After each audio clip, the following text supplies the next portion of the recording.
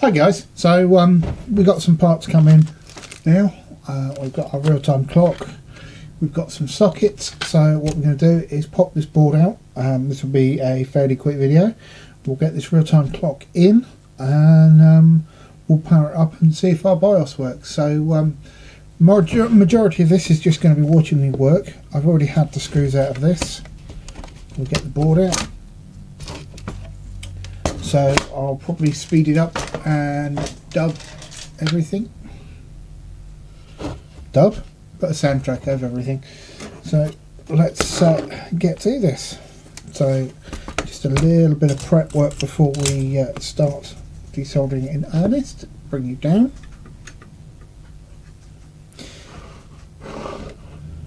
So we're working in here. Just a little bit of flux to help this go easier, and the first thing I'm going to do is just pop some fresh solder on these joints, which helps things flow a bit.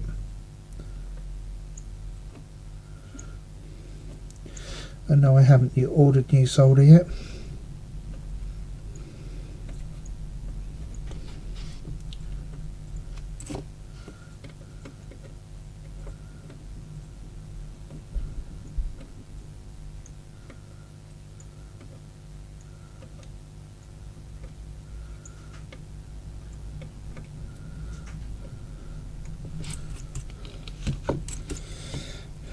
Right, this is my trusty RS electronic solder sucker. It is 11 billion years old, but it works. So let's get started.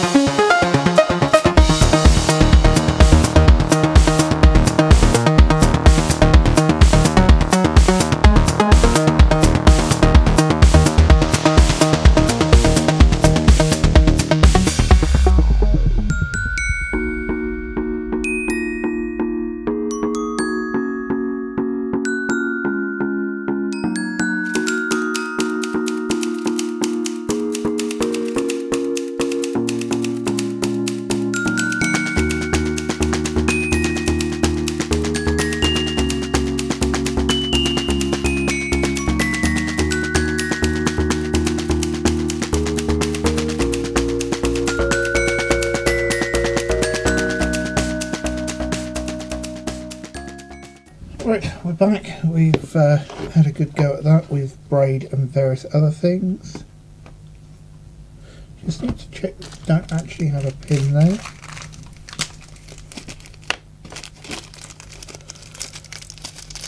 Can't get the damn thing out.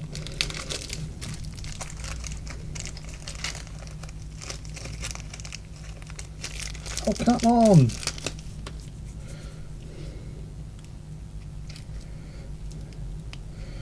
3 no pin, 2 no pins there, and 2 no pins there, so that's fine. Right, let's see if we can get this off. Where are we? It does feel rather stuck, that's not great. Gently give it a rock. Can't really get hold of it with those. That's not the pair of pliers I thought I had. That's still not the right pair of pliers.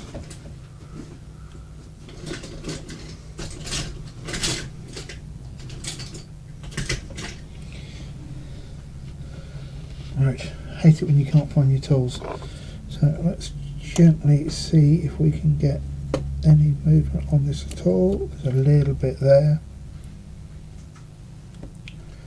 Be very careful not to actually prise on anything too much. We've got some movement.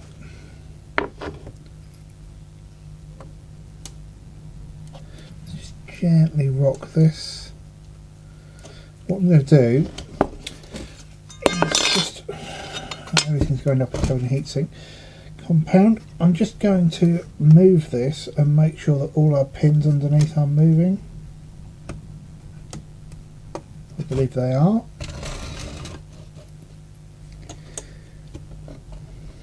Just gently ease it up. So if this wasn't moving at all, it would definitely be a case of stop.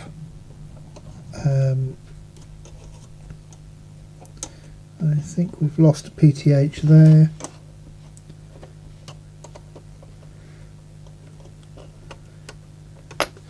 We're free on one side. We've got a pin that doesn't want to move there, so what we'll do is get under there and just give it a little bit of heat,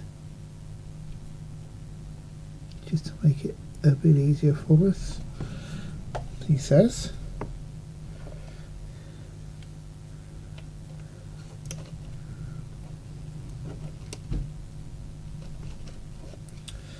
That one does not want to come out. Which pin is that?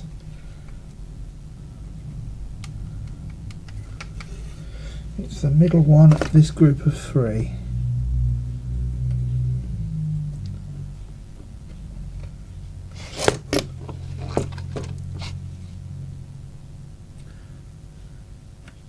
That one there.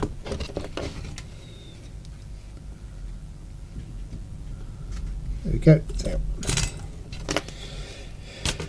Right, how much damage have we done? Now we have lost a PTH. It looks like it is just a pin that doesn't do anything. Having found them, I've lost all my pointy sticks. Let's zoom you down. Oh, you are zoomed down. So we've lost a PTH here by the looks, and it is still attached to the chip. We just remove that. Unfortunately, it's a hazard when you're working with some of these boards like this. I don't have a Heiko desoldering tool because I don't do enough. So I'll just check under there. Everyone under there looks good. I don't think we've done any harm there. All the holes look good, so we need to clear that one out. We do it on the top now. There's no pins in the way, so much easier in theory.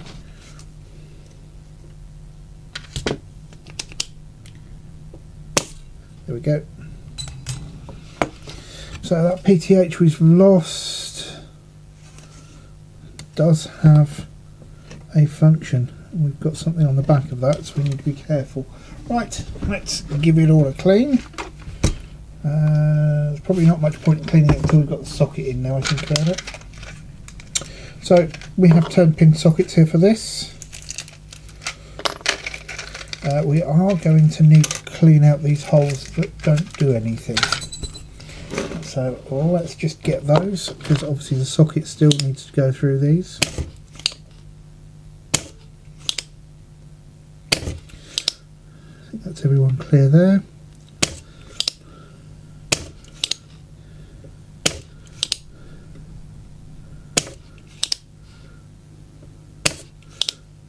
Just quickly clean up some of the others that don't look quite as good as they could do. Got all the gack here from the desolder braid.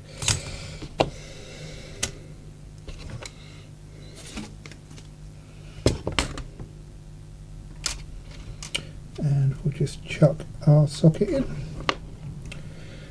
So a lot of people doing repairs and upgrades on these older machines prefer 10 pin sockets, me among them.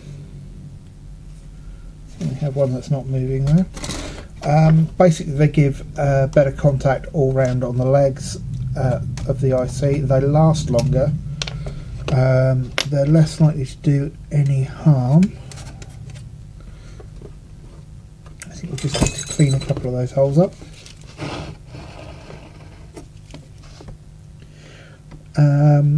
And in a previous life we used them in crash test equipment. Admittedly we did quite frequently solder 2 pins in, because even something as small as an EEPROM, when it's subjected to 100 Gs, weighs quite a lot. Right, let's try that again.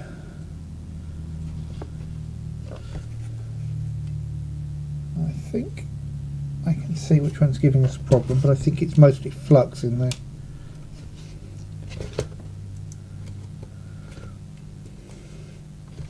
No, we've still got a problem with one of those pins. Let's just gently lift this out. The trouble is we're getting into the point where this is actually going into the board now, and I've just leaned on the heatsink compound.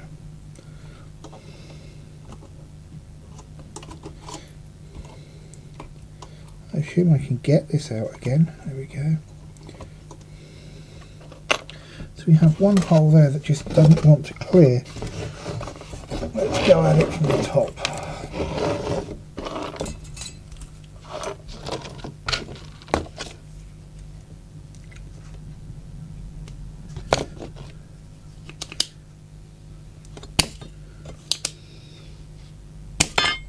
So you can do stuff like this without having a dedicated desolder tool. A proper desolder tool would be better. I have got one, but it's garbage, which is this thing. It's just horrible. Heiko would make this easier, but I don't do enough of it, so it's not worth me personally spending the money on something like that I'll never use. Right, there we go, we're in. Let's whack some solder on then. That's going to get old fast. I think what we'll do is we will clean all that heatsink gack off and put some new stuff on there as well. So let's use the world's chunkiest solder. Corner pins first, opposites. Make sure you give the solder time to flow.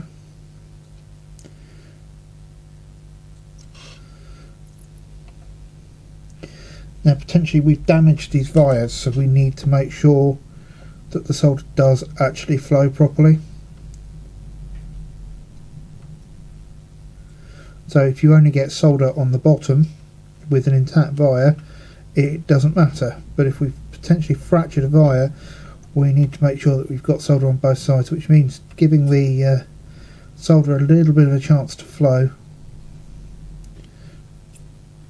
rather than just banging through these as quickly as possible. And you'll see that I'm letting the iron linger on each joint.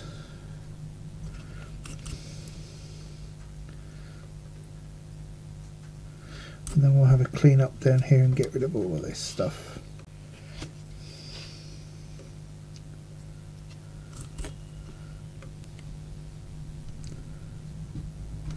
Lovely jubbly. Right, we need the nylon brush and some alcohol, so we'll spray that on there, and I will just go and grab my nylon brush. Right, we're back. If you do a lot of repair work and you don't have a set of these, go and buy them. They're available easy enough on Amazon. You have a fiberglass brush, a nylon brush, a steel brush, and a brass brush, and they are great for doing repairs like this. Fiberglass brush is a really good way of cleaning crap off PCBs, things like etch resist and things like that, and obviously the nylon one is great for doing this kind of stuff.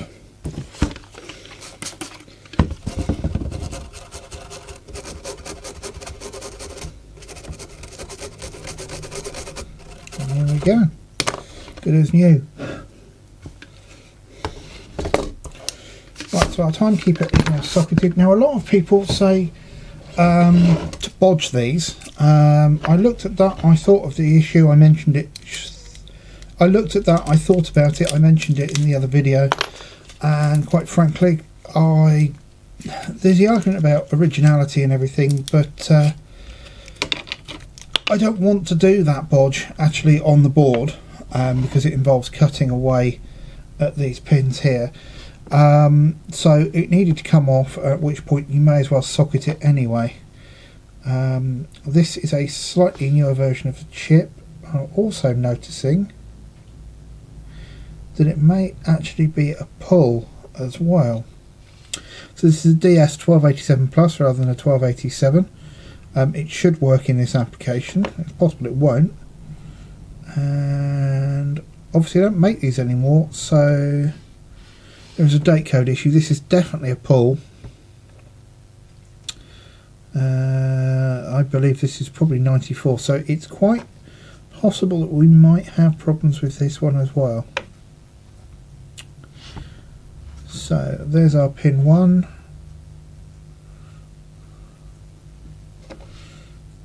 I believe that needs to go in there. I'm also slightly concerned by the fact that it looks like the top of this may have been sanded. This may not be what it says it is. So let's line those pins up. They are wider spread than they usually would be, which is generally a good indication of a new chip. You'll quite often see that people will sort of press it down one side, press it down the other side to close the legs up, and that's because new chips are very rarely the right size. Right, so what we need to do is power this up quickly. You've got the power supply is still over here, and see if we can set our CMOS. So I will pause you, we'll put this back together a little bit and see what happens.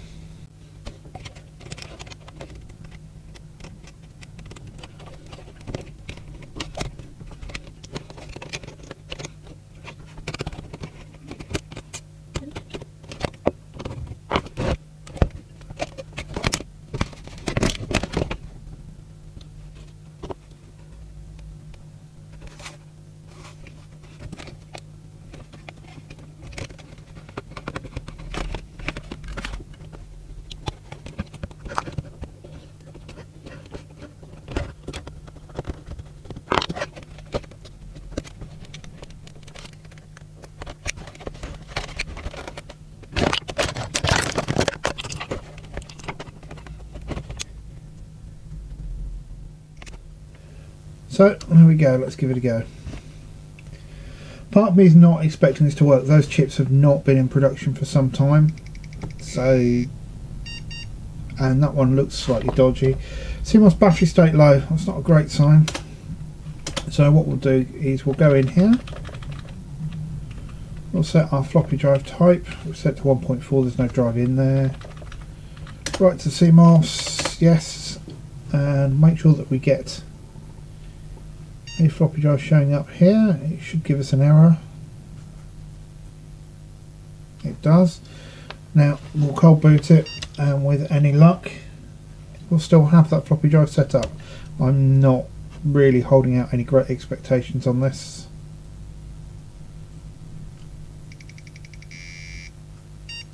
No, CMOS battery state low. So what we're going to do is modify, I think what we'll do is we'll modify the original battery back timekeeper RAM. Those chips have not been made for some time. That one had a 93 date code. It looks like the top had been sanded, and it looks like it's been retinned, so it's a pull from something. So I'm not that surprised, but I'll go back to the seller now and say, oi, used unit. I kind of expected it. There's been a lot of people complaining about it, so it's not a loss.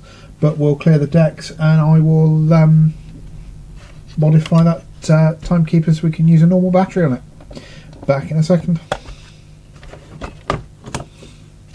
Didn't work.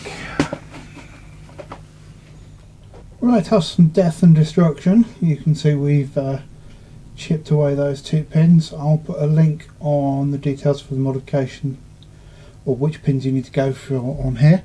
So what we need to do now is we're going to put our coin cell holder on the top of this chip, and then we're going to give it a normal battery. So first thing I want to do is flatten the underside of the coin cell holder down a little bit. We've got these 2 little posts which will stop it from sitting on the chip. Positive is on this side, negative is on this side. When you carve this pin out, you need to keep going down right in the top here and actually separate the battery connection. So that doesn't sit anywhere like the way I wanted it to, so let's just modify this battery connector a little bit more, and I'm doing this using the wrong tool, so we'll keep this off camera.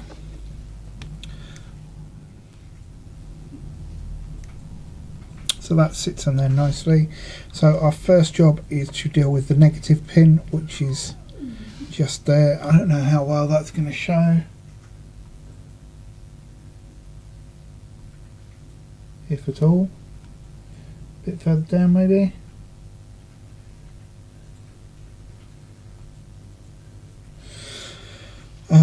So we need to get solder on both of those. Bit on there, bit on that pin. Obviously there's a danger here that that pin's been pulled around a bit, so we want to be careful that we don't actually break it. What I'm actually also going to do is put a drop of thoroughly useless super glue on this. Seriously, don't bother with this stuff. I'm using it because I've got it and I want to use it up. And I need a component leg. I was making some stuff somewhere else earlier on, so bear with me. Right, component legs are great sources of little bits of wire. So we will tin that.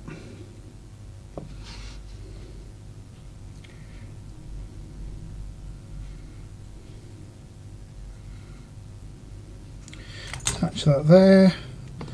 Not pick it up by the super glue. We should be able to stick that on the top there. Now the trick is the whole 3 hands part here. There we go, we're on. Trim that off, that's on. The glue will eventually set. So now what we need to do is bring this positive wire back around the front. I suppose we should be good, and we should use red for this. You're not carrying any kind of current here, so a little bit of hookup wire like I'm using is absolutely fine.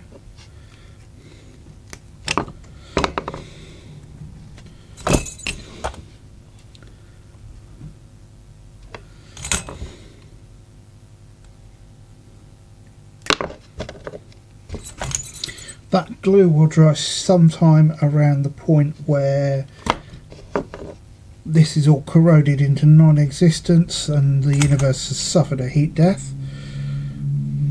So no, it doesn't dry that quickly. That was a good guess.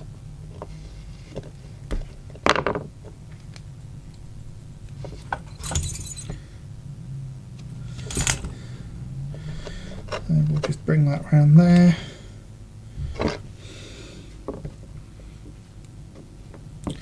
Give a little bit more solder on that terminal in there. Maybe not much. Hey, it's alive! I was thinking I'd have gone and got my helping hands for this. Put that on there, like that. And now we should be able to chuck our lithium cell in there. Clear all this up, bring the laptop back in. Right, can we fit this without dismantling everything again? Our battery is just there. It should come out easy enough. We'll have another closer look at this because I'm now convinced this is a fake. So our pin 1 is there, our pin 1 on this is there. all our pins are good.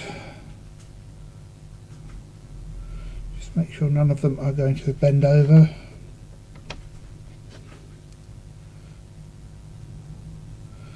What you can do is get a flat edge and just straighten the pins against a flat edge.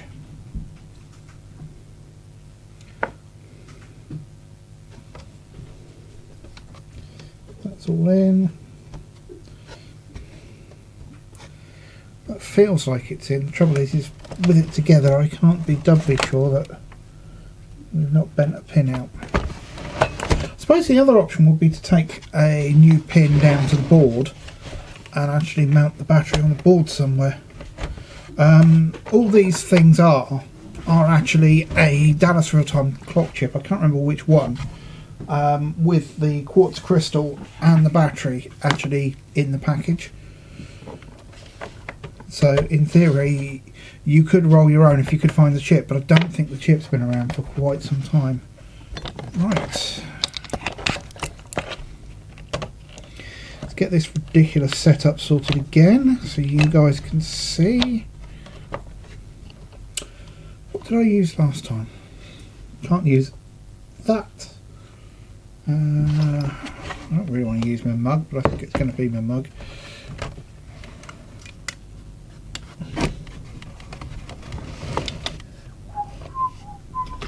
Oh, hang on, I can't whistle or I get copyright strikes. Right, moment of truth. First things first, does it still boot? Yeah. Oh no, it's booted. Right, we've got a warning about the battery, but we've got some new warnings, so maybe we've done it. Let's do the same again. So we change that to 1.4 meg, right to CMOS, yes.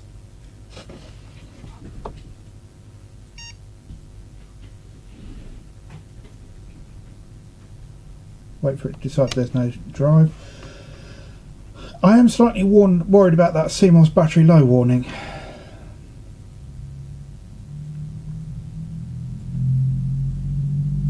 It's a common enough mod, enough people do it. Oh, this is not good. No, it's reset again. We've done something wrong.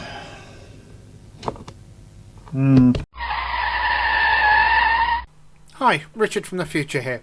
So it's obvious now that something has gone a little bit wrong. Now this isn't the first time I've done the mod, and I've not had it fail before. I've had the machine fail afterwards, but never the mod itself. It doesn't mean it's not happened this time, but it's unusual. A bad solder joint, damaged trace, or just a dead RTC are possibilities here. However, it's often the simplest things that you overlook. So rather than use the hour of footage of me buzzing out traces, using data sheets and getting confused, and then more confused when it started working under certain conditions, I'll take you right to what I found instead. Well, that was annoying. So, chase that BIOS problem down to something ridiculously simple. Doesn't do it if this is open. And actually, that battery is sat too tall to fit. This case is got a nickel screening inside, so when you put the lid on, it shorts the battery. So we need to take that battery off and move it somewhere else. Annoying, but we now have a machine that we can reboot, he says, and doesn't complain about the BIOS. So we're half of the way there. Next problem is going to be getting it to see a hard drive. So yeah, that was a lot of time wasted for nothing really. It always makes sense to check that you've got enough space.